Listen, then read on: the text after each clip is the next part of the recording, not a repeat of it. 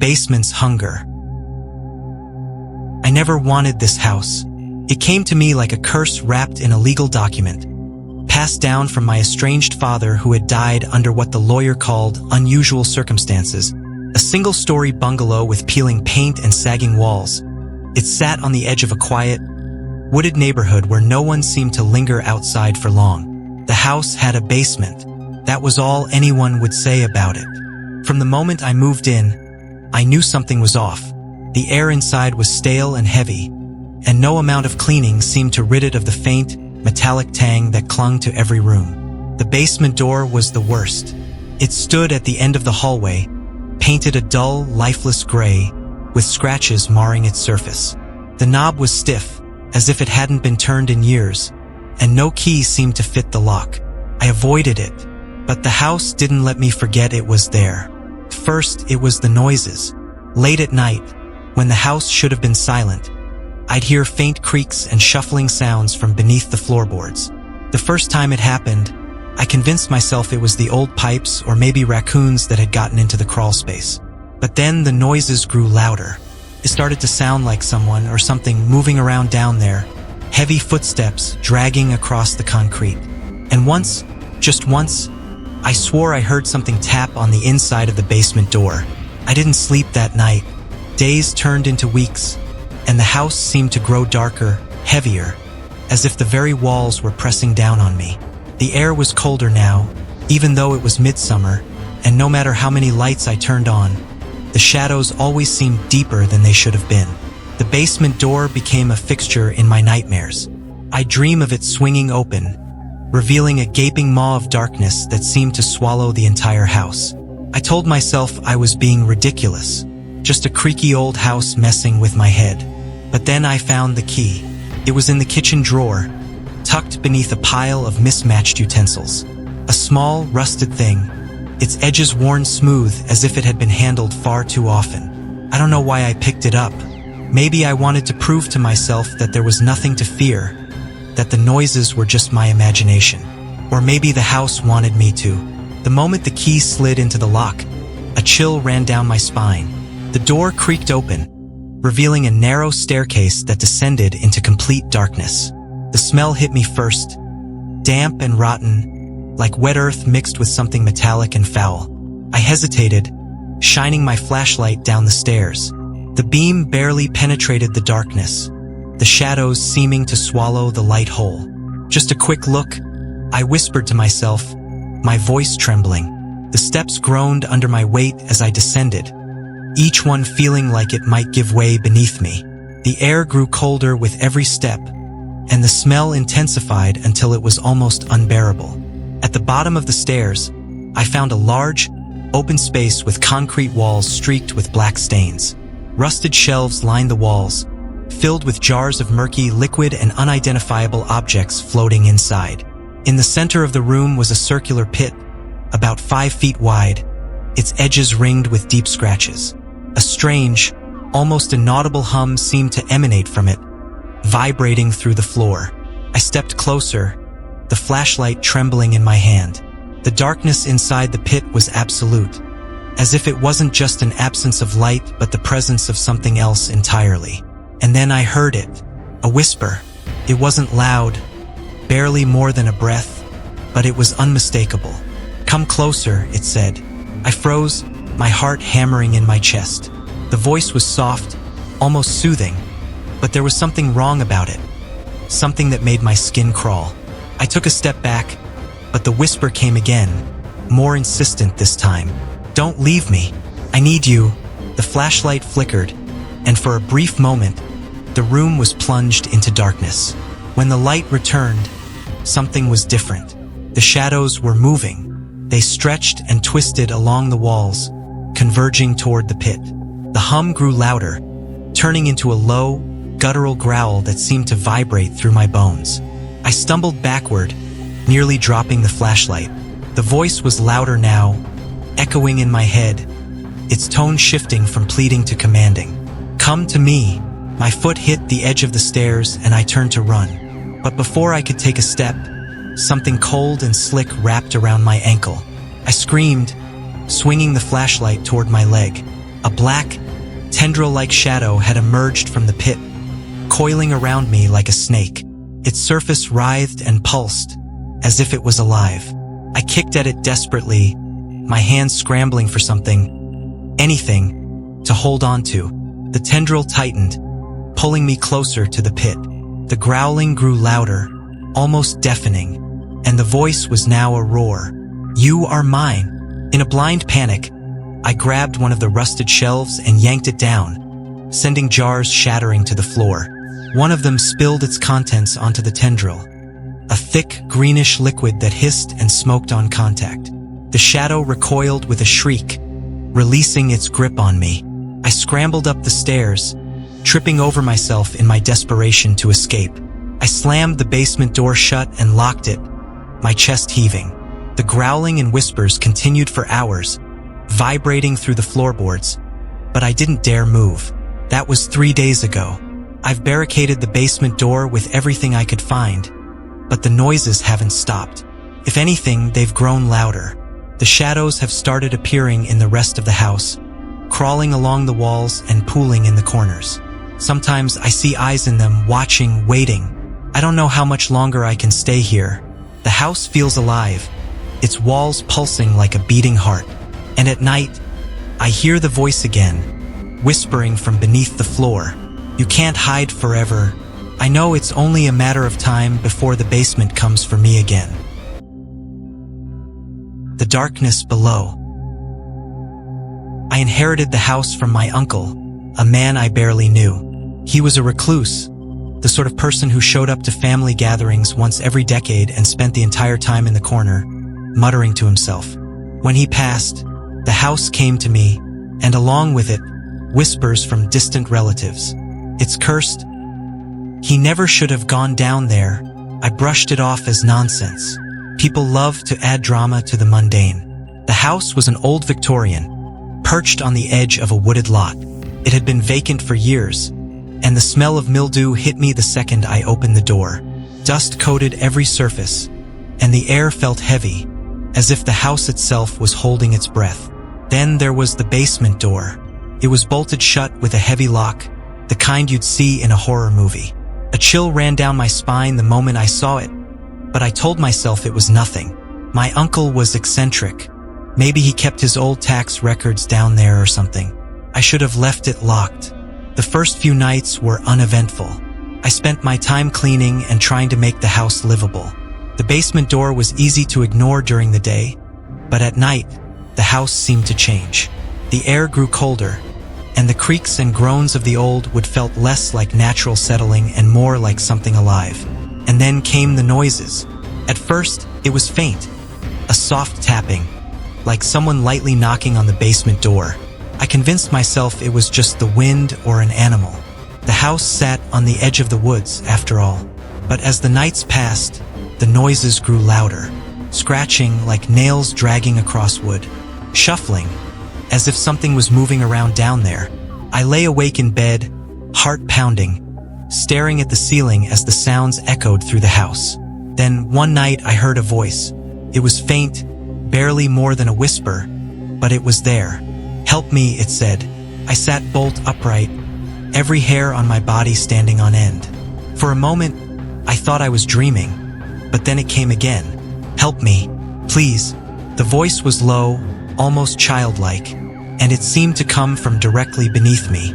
I couldn't ignore it anymore. The next morning, I searched the house for the key to the basement. I found it in a drawer in the kitchen, old and tarnished, the metal cold to the touch.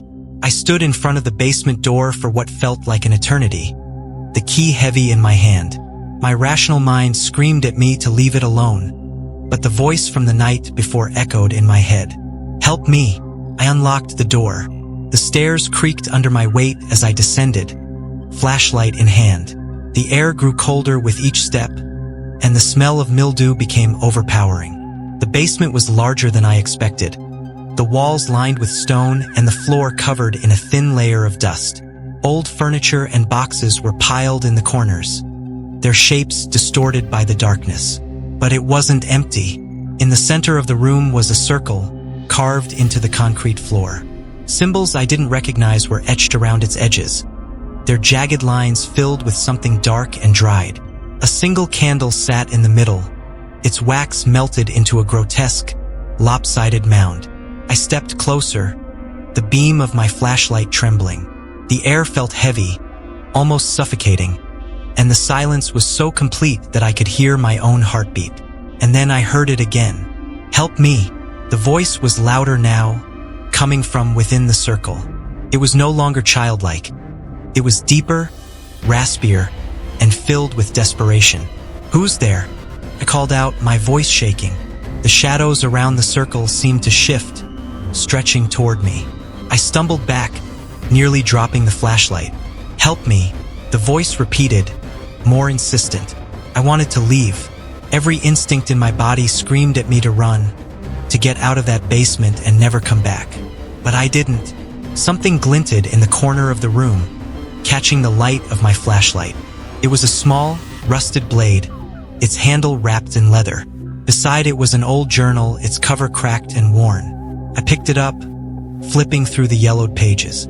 The writing was frantic, filled with diagrams and symbols like the ones carved into the floor. The entity must remain bound. Do not break the circle. Do not listen to it. My blood ran cold. The voice came again, louder this time. "Help me, please." I dropped the journal and backed away, my flashlight flickering. The shadows in the room seemed to move on their own, coiling like smoke. "Don't leave me," the voice begged, its tone shifting between anger and sorrow. The air grew colder, and the smell of rot filled my nostrils. The shadows stretched further, creeping toward the edge of the circle. And then I saw it. A hand emerged from the darkness within the circle, thin, bony, and impossibly long. Its fingers were tipped with jagged claws that scraped against the concrete. The thing that followed defied explanation. It was a mass of shifting shadows and glistening flesh, its form constantly changing. Eyes blinked open across its surface, unblinking and filled with malice. It stared at me, its voice now a guttural growl. "You shouldn't have come." I turned and ran, the flashlight clattering to the floor behind me. The thing roared, a sound that shook the walls and echoed in my skull. The stairs seemed endless, the darkness pressing against me as I scrambled upward. I slammed the basement door shut and locked it, my hands trembling. For a moment, the house was silent, and then the banging began. It's been 3 days. I haven't left the house. The shadows move on their own now, crawling along the walls like living things. The voice is everywhere, whispering to me even when I cover my ears. The banging on the basement door never stops, and sometimes I hear it scratching, trying to get out. I don't know how much longer I can take it. The journal said not to break the circle, but I didn't touch it. Did I? Or was it already broken when I got here? The whispers are louder now. They're telling me to come back downstairs, and I think I'm starting to listen. The shadows below. I've always hated basements. They're too dark, too quiet, and too full of shadows that seem to breathe when you aren't looking. So when I inherited my grandparents' house, a creaky, old Victorian with a basement straight out of a horror movie, I wasn't thrilled, but I needed a fresh start. My parents had passed a year ago, and this house was all that was left of my family. I couldn't afford to sell it, and besides, there was a strange comfort in living where my grandparents had spent their final years. The basement was my only rule. I wouldn't go down there. The first few weeks passed without incident.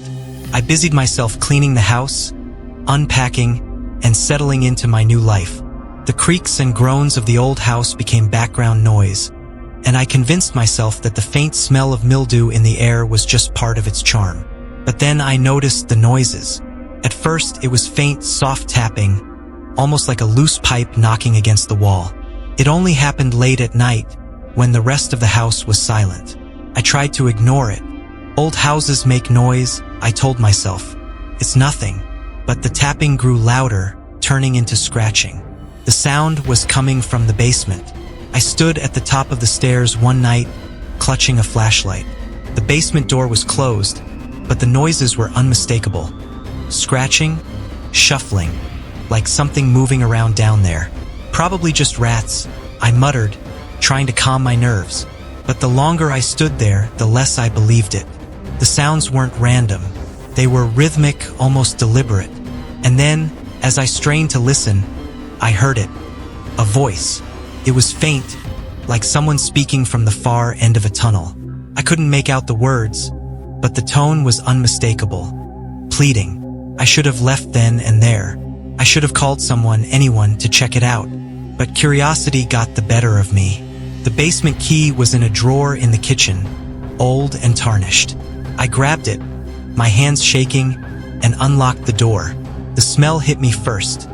A sickly combination of mildew and something metallic, like rusted iron. The stairs groaned under my weight as I descended, the beam of my flashlight trembling. The walls were lined with stone, cold and damp to the touch.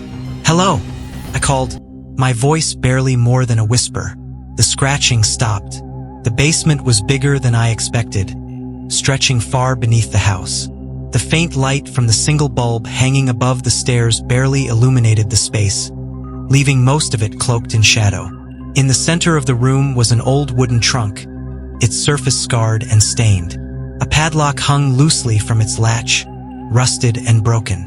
The air felt heavier as I approached, my heart pounding in my chest. Something about the trunk felt wrong. I reached out, hesitating. The voice came again, louder this time, clear enough to make out words. "Help me." I yanked my hand back, stumbling away from the trunk. My flashlight flickered, casting jagged shadows across the walls. "Who's there?" I demanded, trying to sound braver than I felt. The voice didn't answer. The basement was silent again, the air thick with anticipation. I couldn't leave without knowing. Against every instinct screaming at me to run, I knelt in front of the trunk and lifted the lid. It was empty. No treasure, no body. Just an old, rotting interior that smelled like earth and decay. I let out a shaky laugh, my fear momentarily replaced by relief. But as I turned to leave, the lid slammed shut with a force that sent a gust of air rushing past me. The shadows on the walls twisted, moving against the flickering beam of my flashlight. And then I felt it, something cold brushing against the back of my neck. I spun around, but there was nothing there. The basement was empty, the shadows still. I backed toward the stairs, my flashlight sweeping the room. That's when I saw it, a figure standing in the far corner, just beyond the reach of the light. It wasn't fully formed, more like a silhouette of darkness, its edges shifting and swirling like smoke. "Get out," it whispered, the words scraping against my ears like nails on glass. I didn't need to be told twice. I bolted up the stairs, slamming the basement door behind me and locking it. My heart was racing, my breath coming in ragged gasps. I spent the rest of the night curled up in bed, every creak of the house setting my nerves on edge. I told myself it was just my imagination, that the darkness and the sounds had played tricks on me. But deep down, I knew better. Over the next few days, things got worse. The noises didn't stop. If anything, they grew louder, more insistent. The scratching turned into banging, the voice calling my name in a low, guttural growl. I tried to ignore it, to pretend it wasn't happening. But the shadows didn't stay in the basement. I started seeing them in the corners of the house, darting just out of sight. My reflection in the mirror moved when I was perfectly still. And the voice, it followed me. By the end of the week, I was barely sleeping. The house felt alive, its walls pulsing with a malevolent energy. The air was suffocating, thick with the smell of rot and decay. I couldn't take it anymore. I had to know what was happening. Armed with a crowbar and every ounce of courage I could muster, I returned to the basement. The trunk was still there, its lid slightly ajar as if inviting me to look inside. The shadows on the walls seemed to writhe, their shapes unnatural and wrong. The air was cold enough to make my breath visible, and the voice was louder now, repeating my name over and over. I pried the lid open, my hands shaking. Inside was something I can't fully describe. A mass of twisted, rotting flesh and bone, its surface crawling with movement. Eyes opened and blinked at me, their pupils contracting as if adjusting to the light. The thing let out a low, guttural laugh, and the voice echoed in my head. "You let me out." I don't remember running back upstairs. The next thing I knew, I was outside, standing in the driveway, staring at the house. The windows were dark, but I could see shadows moving inside, pressing against the glass. I didn't go back in. It's been months now, but I still hear it. No matter where I go, the voice follows me, whispering my name in the dead of night. The shadows are always there, just out of reach, watching, waiting. And I know one thing for certain. It's only a matter of time before it comes for me. The thing in the basement. They told me not to go down there. When I signed the lease for the old house, the landlord had been adamant about one thing: stay out of the basement. It was strange, but I didn't push back. I just wanted the place. Cheap rent, close to work, and secluded enough that I could enjoy some peace and quiet. It seemed perfect. Of course, that was before the noises started. It began on my third night. I was lying in bed, staring at the cracks in the ceiling, when I heard it. A faint scraping sound, like nails on wood. I froze, listening. The house was old, full of creaks and groans, but this was different. It was deliberate. I grabbed my phone and turned on the flashlight, creeping into the hallway. The sound was louder now, coming from the direction of the basement door. Scrape, scrape, pause. I stared at the door, the beam of my flashlight trembling in my hand. The landlord's words echoed in my mind. Stay out of the basement. I told myself it was just the house settling. I went back to bed, but I didn't sleep. The noises continued over the next few nights, growing louder and more erratic. Scraping, thumping. Sometimes it sounded like whispers too low to make out. I started to dread the evenings, the way the house seemed to change as the sun went down. The air grew heavier, the shadows darker, and always the sounds from the basement. By the end of the week, I couldn't take it anymore. The basement door was old, its paint peeling and hinges rusted. The landlord had installed a heavy padlock, but the key was hanging on a hook in the kitchen. I hesitated, staring at the lock. My rational mind screamed at me to leave it alone, to call the landlord and demand an explanation. But something else, a darker, more primal curiosity, pushed me forward. I unlocked the door. The air that hit me was damp and stale, carrying a faint metallic tang that made my stomach turn. A single bare bulb hung from the ceiling, its weak light barely reaching the bottom of the stairs. "Hello!" I called out, my voice shaky. No answer. The stairs groaned under my weight as I descended, the sound echoing in the cavernous space below. The basement was larger than I expected, the walls lined with crumbling stone and rusted pipes. But it wasn't empty. In the center of the room was a large wooden crate, its surface scarred and stained. Heavy chains wrapped around it, secured with thick padlocks. Symbols were carved into the wood, jagged and unfamiliar, their edges filled with a dark, dried substance.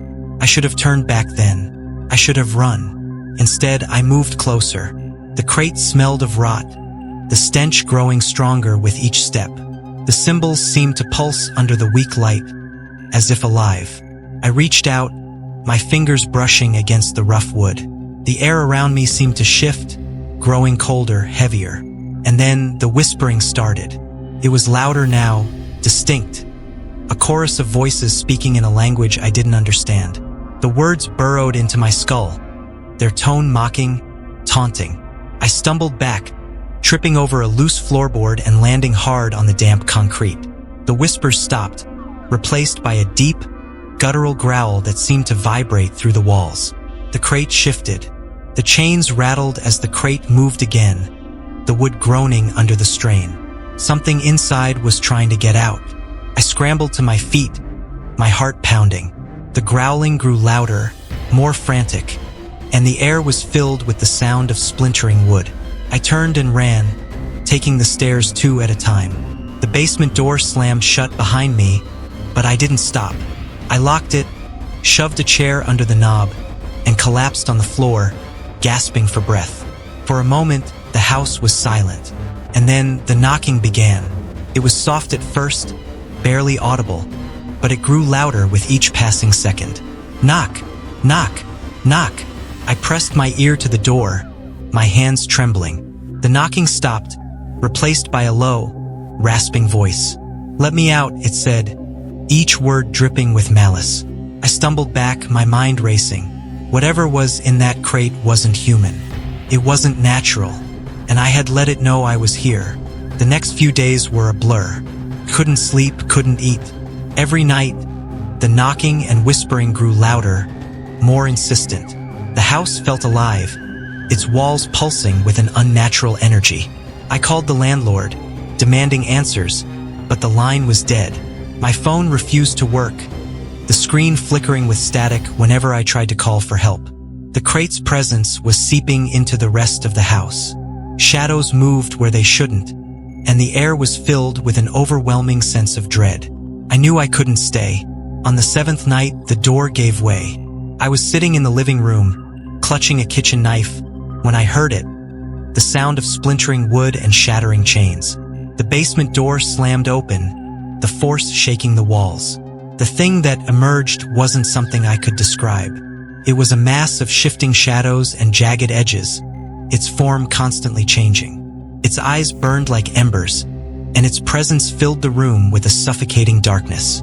I ran, but the house twisted around me, the hallways stretching and shifting. The front door was gone, replaced by a solid wall. The thing was behind me, its whispers filling my mind with images of fire and decay. I don't remember how I escaped. One moment, I was running through endless corridors, and the next I was outside, collapsing onto the wet grass. The house loomed behind me, its windows glowing faintly. The whispers were still there, faint and mocking, as if daring me to return. I didn't. It's been months, but the whispers haven't stopped. They follow me wherever I go, seeping into my dreams, my thoughts. Sometimes, when I look into the shadows, I see its eyes watching me. I don't know what I unleashed that night, but I know one thing for certain.